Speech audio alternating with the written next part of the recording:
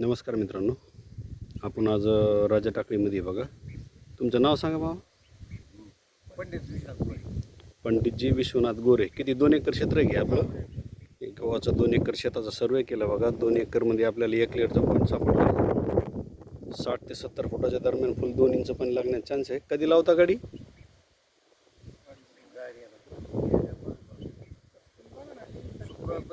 बरं, गाडी लागल्याच्या नंतरचा व्हिडिओ पाठवायचा मला. राजा टाकळी, तालुका घनसंगी, जिल्हा जालना.